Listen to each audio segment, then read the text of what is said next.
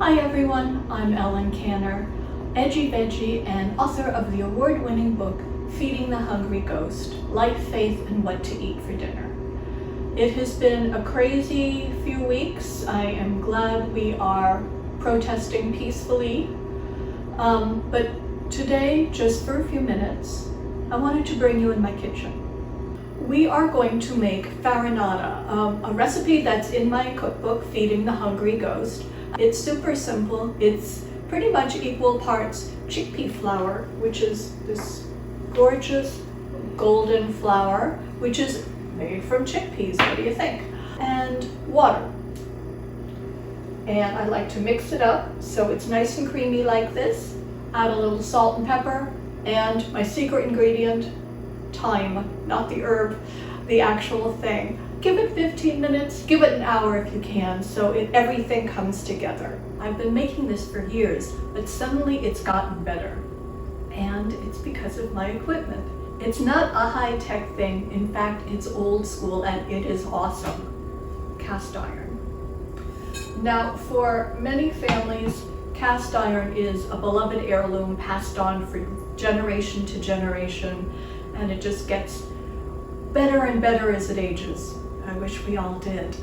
My family was not a cast iron family, so I bought it actually in the early sheltering in place days, and it is the best purchase I have made during this whole stretch. What makes cast iron so great? Oh, it conducts heat like nobody's business. I mean like inferno hot. So crusts get crustier, flavors get fuller, and the other fabulous thing, non-stickery.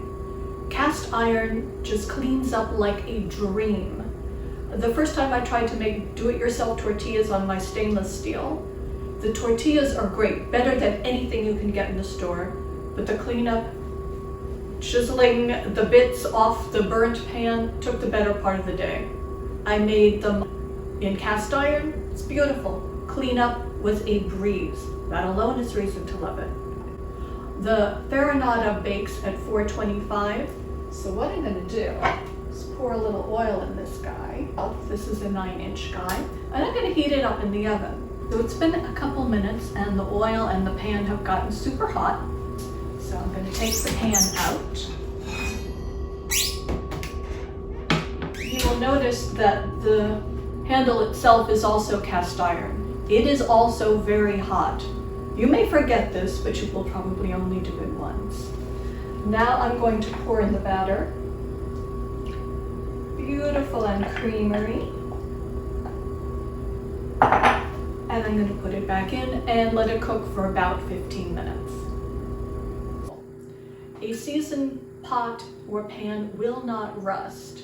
And here's all you have to do. In terms of care, I know you guys are making, like nurturing your sourdough starters. This is so much easier. Here's what you do. Take your pot. This is my little junior. Give it a lick of oil. Make sure it's very, very dry. Sometimes I like to invert it and put it back in the oven. And that's it. Use it again. Use it over and over and over again. Okay, here we are 15 minutes later and the farinata has been baking. And it is all golden brown and gorgeous and smells so good. It's just chickpea essence. It's crispy. It's so good. And it's wonderful by itself, but you should also consider it kind of a blank slate, and you can do all kinds of things with it. Like I have broccoli raw with chili and garlic. I have tomatoes with basil.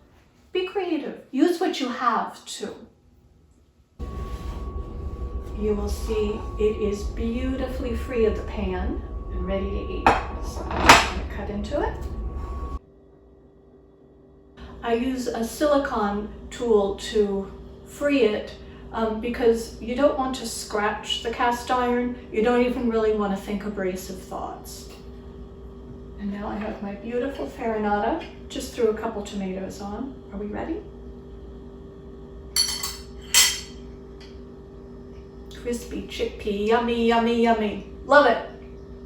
So till next time, everyone, Be well, take care of yourselves, eat good food, share it with people you love.